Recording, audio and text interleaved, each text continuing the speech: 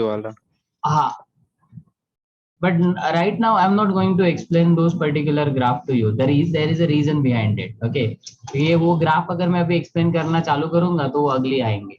So instead of that, I'm going to talk about one very interesting topic जिसके ऊपर guaranteed question आता है. The name of this topic guaranteed मतलब एक question every year मैंने देखा है. 100% पॉसिबिलिटी है कि ये साल और उसके नेक्स्ट ईयर में भी आएगा. तो ये साल जब नीट का पेपर आएगा तो we will definitely discuss this particular thing.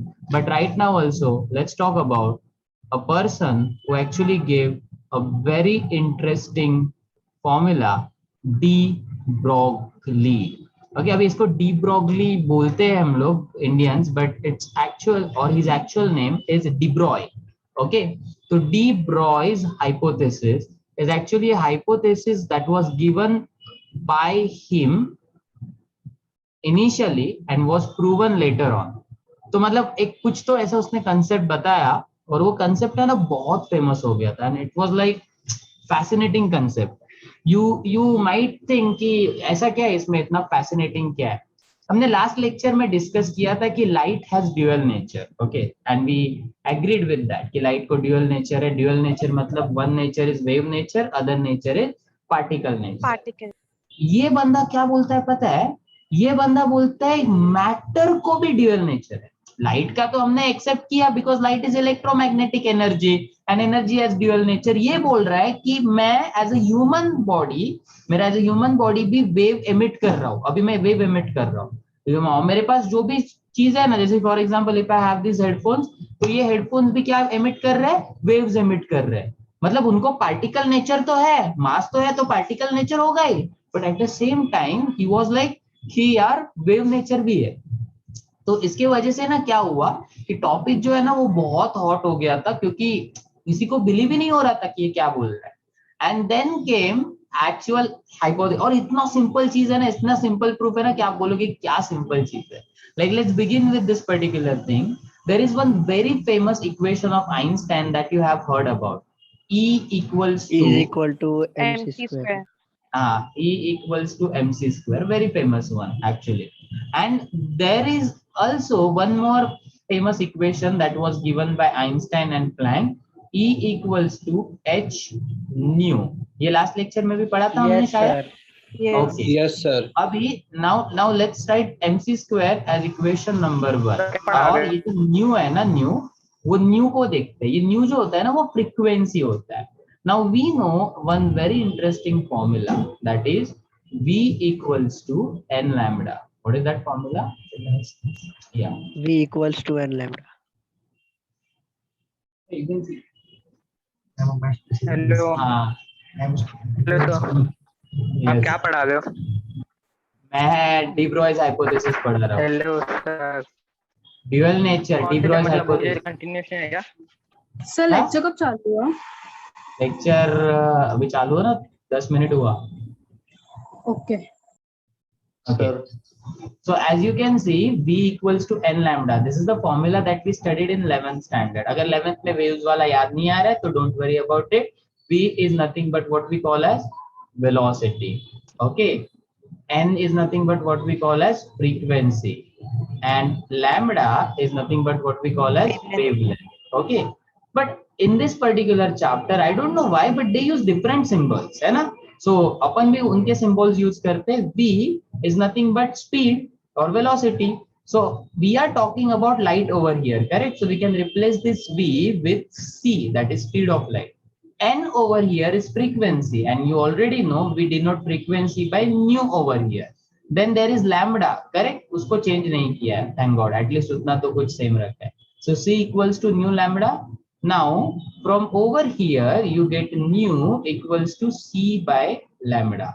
So instead of this particular nu over here, what you can do, you can basically put C by lambda, and this is how you get E equals to hc by lambda. Is it clear? Yes. So E equals to mc square is one equation, E equals to hc by lambda is another equation. Both of them were given by Einstein. De Broglie ने कैसे हाथ धोए देखो इस equations में. what he did later on was that he equated those two equations. Okay, so if you see from 1 and 2, both of these equation represents what we call as energy, correct? And their left hand side is same, so we can equate their right hand side, and that's exactly what he did. What he did, mc square equals to hc by lambda. Now you can see there will be some cancellation that can happen, correct? अभी हम लोग कुछ cancel कर सकते हैं, like for example we can cancel c, और यहाँ पे भी एक c कट हो गया है ना, तो हमने क्या कैंसिल किया, thank you. So what we can cancel c. Now see what is gonna happen after this. तो ये हो जाएगा mc equals to h by lambda. Okay? समझा ये? Yes. सर हाँ बोलो. ये E is equal to HC lambda वाला बताना वापस. अरे you could directly remember it as a formula also. अगर तुझे टफ जा रहा है समझने के लिए, जैसे कि for example E equals to h nu. This is the formula that we studied in the last lecture. Okay, simple सा formula Einstein का. And जो अपना हाँ C होता है ना, समझा. that was quick.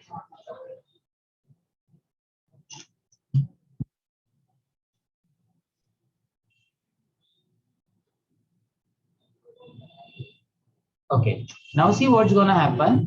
हम लोग क्या करेंगे ना, we are going to take this lambda to the other side and mc to the bottom. अच्छा, can anyone tell me what is mass into velocity? m तो mass है, c velocity. Momentum. And this is how we got the equation lambda equals to h by p. Now you might wonder what's so special about this equation. भाई ने दो Einstein के formula लिए, एक mc square एक hc by lambda, दोनों को equate किया, कैंसिल किया, लैम्बडा मिला h by p. We got it, खत्म, इक्वेशन यहीं पे खत्म हुआ, lambda equals to h by p, story finish. बराबर, कुछ नया नहीं किया उसने.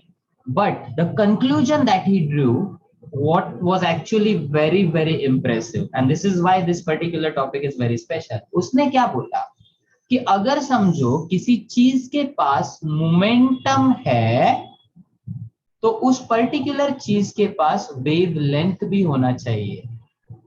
क्या बोला उसने, अगर किसी चीज के पास मोमेंटम है तो उस पर्टिकुलर चीज के पास there should be wavelength also. Now let's try to understand कि इसका मैटर वेव से क्या कनेक्शन है, या फिर मैटर के साथ क्या कनेक्शन है.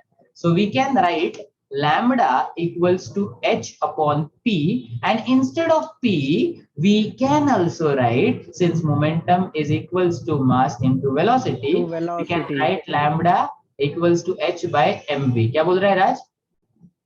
मास इनटू वेलोसिटी पर. हाँ ओके बड़ी.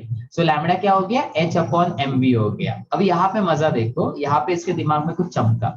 वो क्या बोला कि अगर हम ह्यूमन बॉडी लेंगे तो ह्यूमन बॉडी के पास मास है, अगर समझो ह्यूमन वॉक कर रहा है तो उसके पास वेलोसिटी है, तो डेफिनेटली उसके पास वेवलेंथ भी होना चाहिए.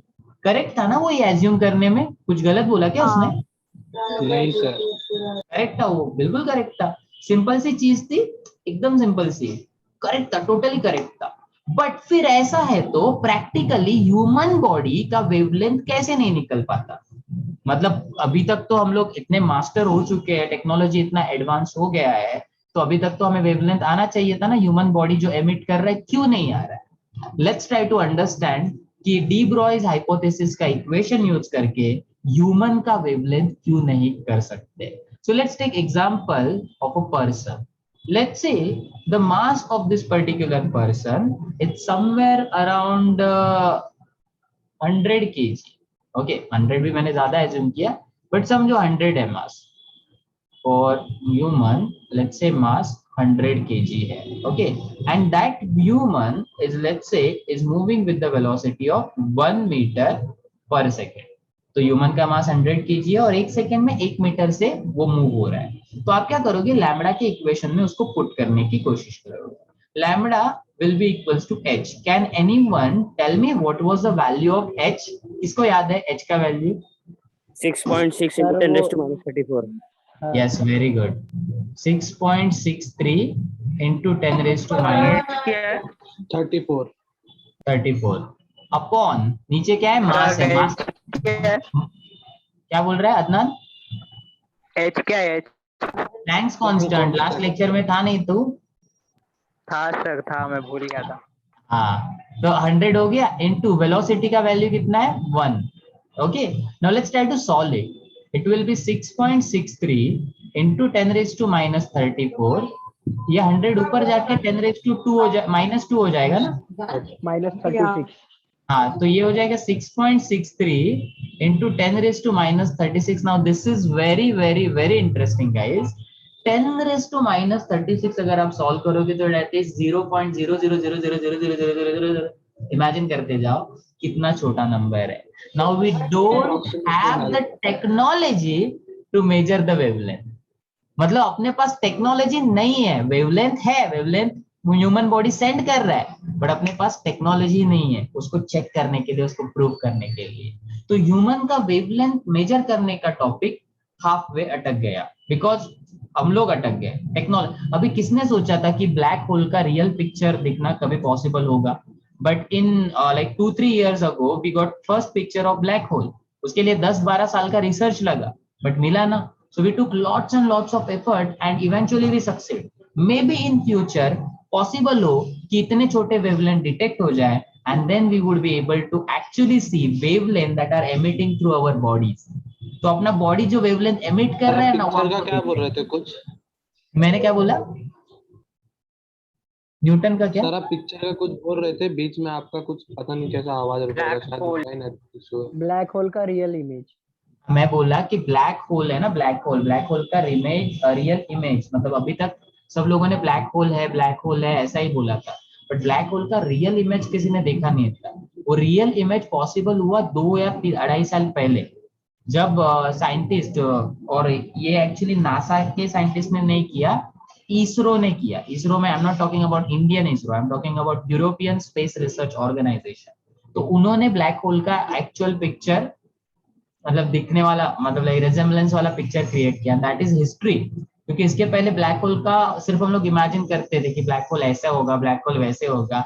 इंटरेस्टिंगली जो मॉडल स्टीफन हॉकिंग्स ने क्रिएट किया था, वैसा ही मॉडल हमें रियल में भी दिखा. सो दैट, सोचो कि थियोरेटिकली कोई पर्सन एक चीज बताता है, ऐसी चीज के बारे में जो कभी दिखी नहीं, और practically after so many years जब वो पर्सन मरता है उसके बाद पता चलता है कि यार ऐसा ही था. चलो, अभी पॉइंट ये है कि हम लोग लैब पे लटक गए, बट ना फिर भी डी ब्रॉय को नोबेल प्राइज मिला. और नोबेल प्राइज तभी मिलता है जब आपकी चीज प्रूव हो जाए. करेक्ट ना? नोबेल प्राइज तभी मिलेगा जब आपकी चीज प्रूव हो जाए. तो मतलब कोई तो ऐसा वे था जिसकी वजह से डी ब्रॉय का प्रूव हुआ. अभी यहाँ पे प्रॉब्लम क्या था कि ह्यूमन का मास. हाँ बोलो सर इसका मतलब ये छोटा मास था ना अपना ह्यूमन का, इसलिए नहीं हुआ ना. लेकिन अगर बड़ा मास लेंगे तो हो अरे तो जाएगा और ना. पॉसिबल नहीं होगा ना बड़ी, अगर सर और पॉसिबल नहीं होगा. हाँ अब सर, अभी छोटा हाँ, मास समझ लेना गया. पड़ेगा. छोटा मास लेंगे एकदम तो हो छोटा. जाएगा. Yes correct. और सर ऐसी स्पीड ऐसी भी. कौन सी चीज है, ऐसी कौन सी चीज है जो सबसे छोटा मास हमें दे सकती है? सर नैनोमीटर और माइक्रोन में जाएगा तभी. एटम. एटम. एटम से छोटा कुछ नहीं है. नहीं रहना सर है है. ना सर फोटोन है सर. एटम से छोटा भी है ना सर. कौन? फोटोन सब एटम, सब atomic electron particles. Electron photon. Photon का रेस्ट मास 0 होता है. फोटोन का प्रॉपर मास नहीं निकाल सर सकते. प्रोटॉन इलेक्ट्रॉन भी सब डिवाइडेड होते हैं ना सर. इलेक्ट्रॉन हाँ, इलेक्ट्रॉन इज द बेस्ट. नहीं, इलेक्ट्रॉन सब डिवाइडेड होता है, इलेक्ट्रॉन के अंदर क्वार्क्स होता है, but the problem is that those are not stable. We need something stable. ऐसी चीज चाहिए जो स्टेबल हो एक्चुअल. हाँ तो इलेक्ट्रॉन हुआ ना. इलेक्ट्रॉन हुआ ना, तो इसीलिए उसने क्या किया, उसने इलेक्ट्रॉन के लिए कैलकुलेट किया. He was very smart. उसने क्या किया, उसने इलेक्ट्रॉन के लिए कैलकुलेट किया, क्योंकि ह्यूमन का बॉडी मास ज्यादा है, तो नीचे अगर ज्यादा नंबर होगा तो लैम्बडा का वैल्यू कम आएगा, बट अगर नीचे का वैल्यू आपका कम होगा तो लैम्बडा का वैल्यू ज्यादा आएगा. So it's like this, lambda का वैल्यू कुछ भी करके उसको क्या चाहिए था, ज्यादा वैल्यू चाहिए था, तो प्रॉपरली डिटेक्ट तो हो जाए. तो उसने क्या किया, इलेक्ट्रॉन के बारे में कुछ सोचा. Let's try to talk about electron now. Okay, so let's begin. हाँ बोलो. सर आप एक बार वेवलेंथ बता सकते किसी भी चीज की कैसे, मतलब वो जो जिगजैग लाइन दिखती है वो पता है मेरे को, low frequency high frequency, but उससे होता क्या है मेरे को नहीं समझ आता है। Wavelength is basically distance. Wavelength के वजह से कुछ नहीं होता। इट्स द थिंग दैट, मतलब लाइक कैसी सिंपल सी चीज है। अभी अगर तू बोलेगा कि तेरा ये घर है और ये तेरा क्लास है, तो मैं बोलूंगा तेरे घर के और क्लास के बीच का डिस्टेंस है 20 या फिर 200 मीटर। तो मैंने तेरे को डिस्टेंस बताया। अभी ये 200 मीटर का क्या मैं बताऊं तेरे को डेफिनेशन, मतलब लाइक क्या है इंपॉर्टेंस, क्या है? कुछ नहीं है इंपॉर्टेंस। सिर्फ डिस्टेंस की बात है, सिर्फ डिस्टेंस है। हाँ, तो वेवलेंथ सिर्फ डिस्टेंस है, समझा मैं क्या बोल रहा हूँ? तो बट कैसा होता है वो सिग्निफिकेंट डिस्टेंस है ना, रिपीटेटिव होता है, इसीलिए अपने लिए इंपॉर्टेंट। तो फिर ये ह्यूमन बॉडी का आप बोल रहे थे, ह्यूमन बॉडी का डिस्टेंस पता नहीं कर पाते, मींस क्या, वो उसका क्या मतलब था? ह्यूमन बॉडी, अच्छा मैंने बोला ह्यूमन बॉडी का वेवलेंथ।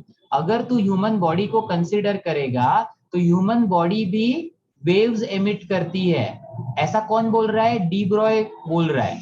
बट वो डी ब्रॉय प्रूव नहीं कर पाया एक्सपेरिमेंटली। उसके पीछे का रीजन क्या है? Lambda equals to h by m v होता है।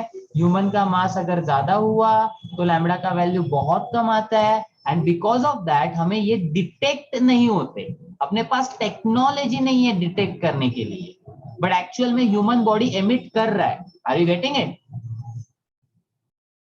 Yes sir. ओके, तो ये था आपका अगर हाँ? प्रूव हो गया तो हम टेलीपोर्ट भी कर सकते हैं ना बाद में, क्योंकि वेव्स एक टाइम पे दो जगह पे भी हो सकता है। हाँ, अगर तू छोटे वेवलेंथ को ना डिटेक्ट कर पाया ना, तो बहुत सारी मिस्ट्रीज जो अभी तक क्वांटम में सॉल्व नहीं हुई ना, वो आराम से सॉल्व हो जाएगी। बट ना वही अटके हुए है, अपने पास टेक्नोलॉजी नहीं है। वही बोल रहा हूँ ना, अगर ब्लैक होल जो पिछले 100 ईयर से सपना था वो कंप्लीट हो रहा है, तो maybe in next 100 year it's possible. Scientist are working on it, so we are like looking for better future. Okay, अभी देखो फॉर इलेक्ट्रॉन अगर मैं बात करूंगा तो what will be the value of lambda for electron? So it will be equals to, हाँ बोलो। Lambda की वैल्यू 0 भी आ सकती है सर, अगर प्लैंक कांस्टेंट जितना मास ही ले लो अपना। जीरो नहीं आएगा, कैसे जीरो आएगा? लेकिन वेलोसिटी तो 1 होनी चाहिए उसके लिए ना। हाँ, तो उसमें और मल्टीप्लाई करेगा वो। इतना कम मास किसका नहीं है ना, बट हाँ, तू वही सर मैं पूछ रहा जीरो था। नहीं आएगा सर, 1 आएगा ना वैसे भी। रियल में हुआ तो शैनन बोल।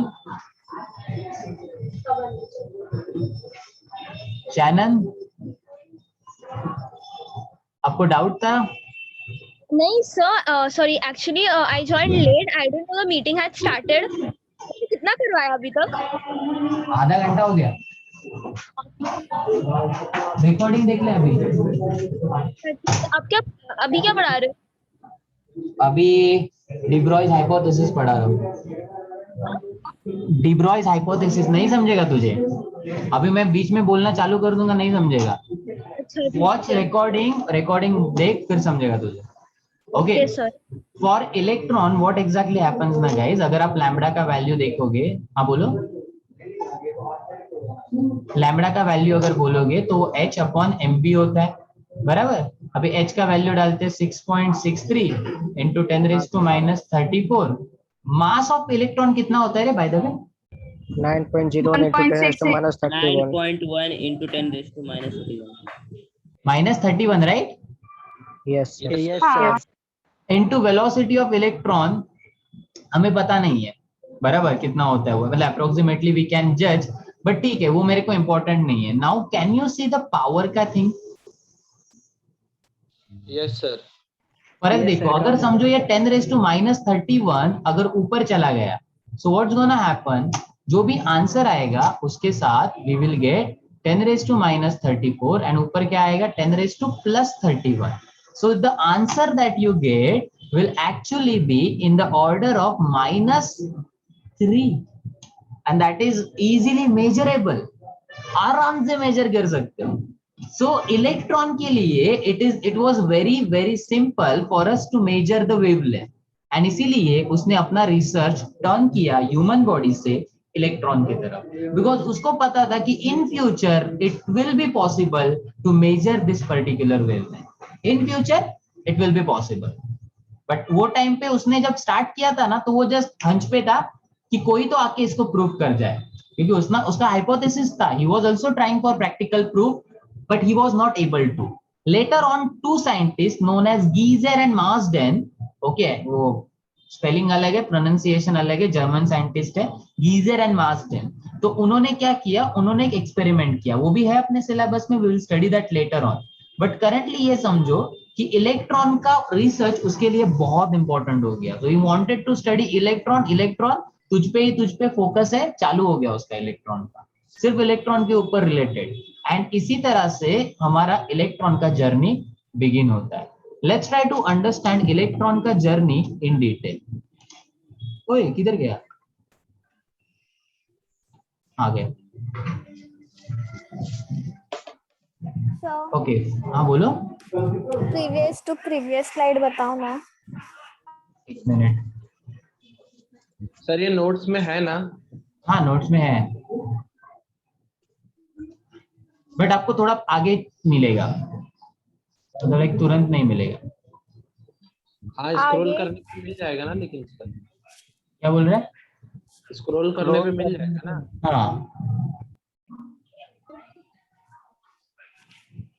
आगे सर। बट ना टू बी ऑनेस्ट, जो पीसी का जूम है ना, that's much better, like the features that they have are excellent. अभी मेरे को दिख रहा है ना, तो I personally think I am missing out on so many things. चलो अभी इलेक्ट्रॉन का फॉर्मूला हम लोग स्टडी, अभी इलेक्ट्रॉन का हम लोग फॉर्मूला स्टडी कर रहे हैं। फॉर इलेक्ट्रॉन क्या स्टडी करेंगे, सिंपल सी चीज है। देखो पहली बात तो लैम्बडा का वैल्यू आपने लिखा, lambda equals to h upon m into v होता है। ओके अभी ये जो v है ना, मैं इसको रिप्लेस करने वाला हूँ। See how I am going to do it. तो लाइक वेलोसिटी अगर आपको चाहिए तो मेरे दिमाग में एक चीज आती है, that is kinetic energy. So we are gonna write v no, अगर पता नहीं है तो भी पता होना ही चाहिए। So kinetic energy is half mv square. Somehow I need to replace this particular v. तो आप 2 को वो साइड शिफ्ट करा सकते हो। So you will get 2 kinetic energy equals to mv square. क्या बोल रहा है सर? वेलोसिटी को रिप्लेस करेंगे? हाँ v को रिप्लेस कर रहा हूँ। Okay sir. मतलब एक्चुअली मैं उसी पाथ को फॉलो कर रहा हूँ जो डी ब्रॉय ने किया था। So we are basically deriving his equation. We are revisiting what he actually solved. तो अभी यहाँ से आप क्या करोगे, v स्क्वायर को एक तरफ रखोगे, m को दूसरी तरफ शिफ्ट करोगे, तो ये हो जाएगा 2ke upon m. So now if you take square root, v become under root of 2 kinetic energy upon m. यहाँ तक समझा क्या किया मैंने? हाँ। Yes. ओके अरे सालू कैसी है तू? अरे sir substituting in equation number 1, velocity को कहाँ सब्स्टिट्यूट करेंगे? इक्वेशन नंबर 1 में। So what we gonna get lambda equals to h upon m into velocity के जगह क्या आएगा, वो सब्स्टिट्यूशन कर रहा हूँ, √2ke अपॉन m आएगा। अभी देखो ये जो m है ना, वो बाहर अच्छा नहीं लग रहा है यार, बाहर अच्छा नहीं लग रहा है, उसको अंदर लेना पड़ेगा अपने को, नहीं तो उसको बुरा लग जाएगा। So what we are gonna do, we are gonna take this particular m inside, correct? So the moment you take this particular m inside, this is what is gonna happen. This m will be squared, उसका square हो जाएगा ना, क्योंकि square root के बाहर था, अगर वो स्क्वायर रूट के अंदर आ रहा है तो उसका स्क्वायर हो जाएगा। तो ये m स्क्वायर, हाँ बोलो मनीष, क्या बोल रहा है कुछ तो? यस बोल रहा है सर। हाँ यस बोल रहा है, ठीक। तो m स्क्वायर वो ना है, वो इधर पे आवाज मेरे को कम आ रहा है। हाँ बोलो। 2 लेक्चर मारलेत मगापासून, आता उघड फक्त फावडी। कौन है? तन्वी है वाटत ना? यस हाँ सर, उसका कब से माइक ऑन है सर। इधर मेरे को दिख भी नहीं रही ऊपर वो। रुको एक मिनट, तन्वी को रिमूव ही कर देता हूँ मैं। अभी ऑफ अभी उसको रिमूव, काय you are disturbing me. Okay तो ये हाँ, तो m अंदर लिया, m स्क्वायर हो गया, अंदर ऑलरेडी क्या था, 2 kinetic energy upon m was already there. So now you can cancel this particular thing that are mass is, एक मास इधर का स्क्वायर कट, इधर का एक m cut, Now once we are done with it, what we're gonna get?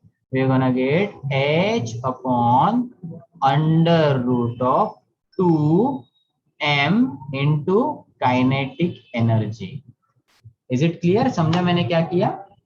Yes. So we just derived one formula for lambda, that is lambda equals to h upon root 2 m kinetic energy.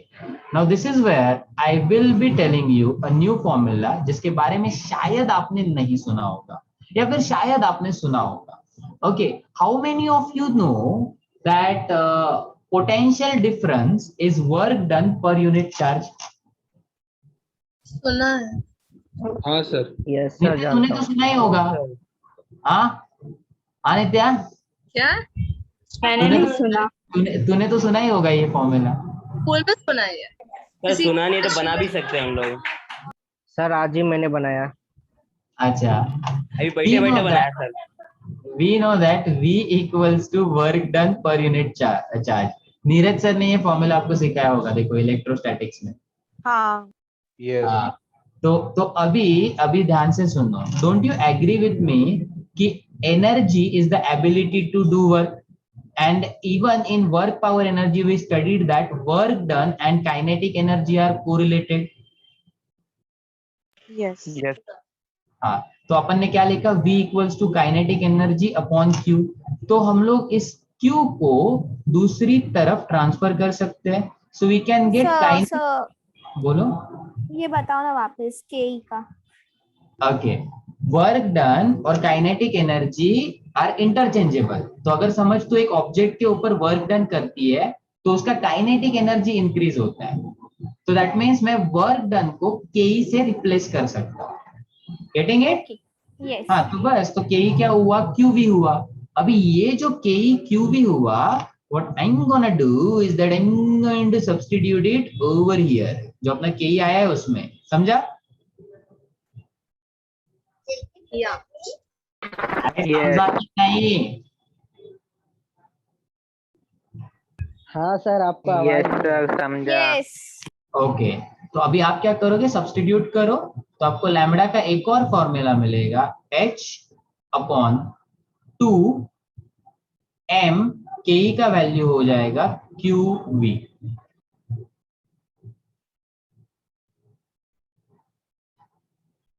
Okay, sir ये सब formula आगे use करने पड़ेंगे या कोई एक ही इस and में? देख 3 टोटल मैं लाइन में फॉर्मूला लिखने वाला, वो सब हम लोग यूज करने वाले हैं. अभी मैं लिखूंगा लाइन में, बट वो एक्चुअली याद करने के लिए बहुत सिंपल है, if you ask me. Okay, इधर मेरे को देखने दो किसने किसने लेक्चर ऑन किया. How can I see everyone? Gallery mode पे डालो. ऊपर राइट में ना व्यू करके आया होगा, उस पे गैलरी मोड का ऑप्शन आएगा तो आपको 25 लोग एक साथ दिखेंगे. Right side, right corner.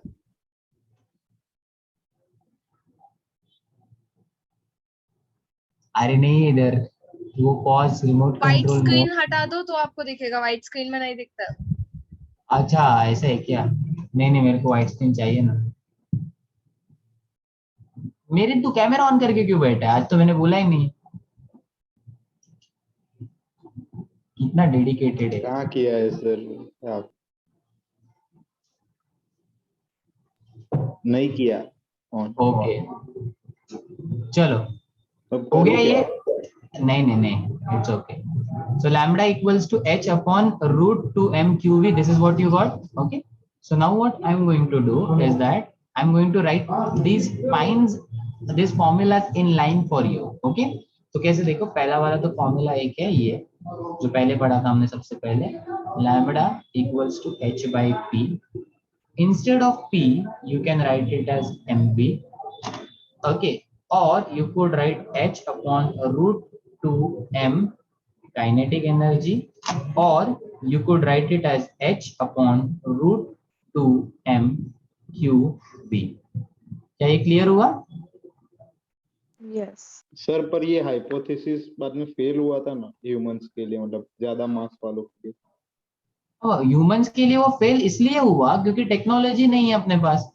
So it's not actually failing. अरे हाइपोथेसिस फेल कब होता है पता है? जब कोई ये आके प्रूव करे कि तेरा थियरम रॉन्ग है, बट उसको आके किसी ने प्रूव ही नहीं किया ना, क्योंकि अपने पास टेक्नोलॉजी नहीं है. अगर समझ मेरी हिंद, तूने एक टेक्नोलॉजी बनाया जो 10⁻⁻50 तक वेवलेंथ मेजर कर सकता है, एंड देन तूने नोटिस किया कि ह्यूमन बॉडी का वेवलेंथ ही नहीं निकल रहा है, then you will say that hypothesis is failed. तो वो मोमेंट पे ना तो तू बोलेगा अरे ये तो फेक रहा था, ये इसका रिजेक्ट मार देते, तो वो टाइम पे रिजेक्ट होगा. हाइपोथेसिस क्या होता है? Until unless. हाँ बोलो. मतलब थ्योरम राइट हुआ और ह्यूमन बॉडी से नहीं भी निकला तो भी ये हम लोग विड्रॉ कर सकते हैं, मतलब सब कैंसिल कर सकते हैं ना ये लॉ को. हाँ मतलब हम बोल ही नहीं सकते कि ये रॉन्ग है, क्योंकि रॉन्ग प्रूव ही नहीं हुआ है. तो मतलब हाइपोथेसिस स्टिल वैलिड है. Human body matter waves emit करता है, स्टिल वैलिड है, जब तक कोई आके ये प्रूव ना करे कि ह्यूमन बॉडी वेवलेंथ एमिट नहीं करता. बट तेरे पास टेक्नोलॉजी नहीं है तो रॉन्ग. अभी मैं ना यहाँ से बोल दूंगा ना कि जो अपने एंड्रोमेडा गैलेक्सी है ना बाजू में, उसमें 10 मिलियन स्टार्स है, और मैंने हाइपोथेसिस बनाया, पूरा फेंका, रिसर्च सब बनाया. बट अगर किसी ने दूसरे दिन मुझे रॉन्ग प्रूव कर दिया, तभी मेरा वो रिजेक्ट होगा. जब तक कोई रॉन्ग प्रूव नहीं करता ना, तब तक मैं hypothesis is correct. That is why this hypothesis is so fun. Okay, तो आपका थियरी में मतलब theory type hypothesis and theory is different. Hypothesis and theory is different. Hypothesis जब ट्रू होता है तो वो थियरी हो जाता है. मतलब इट्स लाइक दिस. अगर समझो मैं हाइपोथेसिस बता रहा हूँ, और या फिर ये जो डिब्रॉय ने हाइपोथेसिस बताया, अगर वो करेक्ट हुआ 100% and we even have proved this particular thing, then that becomes theory. Like for example, Newton's fundamental laws, we can prove those particular thing with practical examples, so many practical examples. तो वो theory है, वो hypothesis नहीं है. Are you guys getting it? Different wordings. हाँ sir, पर वो waves आपने जो बोला था पहले कि वेव्स इंटरफेरेंस और डिफ्रैक्शन बता सकता है, तो हाँ. मतलब ये दोनों साथ में भी बता सकता है वेव्स की, मतलब रिफ्लेक्ट हो जाता है अगर टकराए तो यहाँ पे मतलब ऐसा प्रूव नहीं कर सकते कि अगर 2 कार्स ऐसे टकराए तो वो तो रिफ्लेक्ट नहीं हो सकती. नहीं, टकराएंगे, वेवलेंथ क्रिएट करेंगे वो, but the problem is that those waves can not be detected. मतलब जब तक प्रैक्टिकल क्या है, डिटेक्ट करेगा तो ही बता पाएगा ना. डिटेक्ट ही नहीं हो रहा है तो क्या बता पाएगा? ऐसा है. ओके, एक और फॉर्मूला आता है इसके लाइन में, तो साथ साथ में आप अगर नोट डाउन कर लो तो आपके लिए अच्छा होगा. मैं एक्सप्लेन नहीं किया अभी तक, मैं बताता हूँ. 1.228 अपॉन रूट वी, और ये होता है इन नैनोमीटर. एनएम मतलब nanometer. And make sure that you remember this, that this particular formula is only valid for electron. बाकी किसी चीज के लिए ये फॉर्मूला वैलिड नहीं है. ये जो लास्ट वाला फॉर्मूला है ना, वो इलेक्ट्रॉन के लिए वैलिड है, whereas all other formulas are valid for any particle that you want to consider. कोई भी पार्टिकल उठा के ले लो, वो वैलिड है. समझा? या ओके, अभी क्या करेंगे, सेशन मेरा एंड हो जाए, नए सेशन में लॉग इन करो, और ये इलेक्ट्रॉन का जो फॉर्मूला है ना 1.228, वो डिराइव करेंगे. एकदम सिंपल सी चीज है. मैं जस्ट इलेक्ट्रॉन का डेटा पुट करने वाला हूँ, and I will get this particular thing. Okay, in fact 2 minute है अपने पास तो हो जाएगा. देखो लैम्बडा का वैल्यू क्या था, h/2m/qv. Focus on this formula. I am gonna put all the data required for electron. That is for h, I'm gonna put 6.63 into 10⁻⁻34. For 2 under root 2 तो as it is रहेगा. mass of electron 9.1 into 10⁻⁻31 into charge of electron is, what is that charge of electron? 1.9 into 10⁻⁻19. कुछ भी फेंकू चंद, properly तो बोलो. 1.6 होता है है सर. हाँ, 1.6 into 10⁻⁻19 और v को अननोन रखते हैं.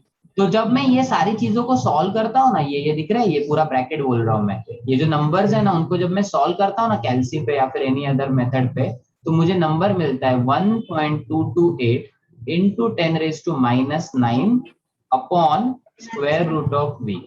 और 10 ये मीटर में मिला ना, 10⁻⁻9 मतलब क्या होता है, nano. So that is why you get 1.228 upon square root of v, nanometer as your formula for wavelength.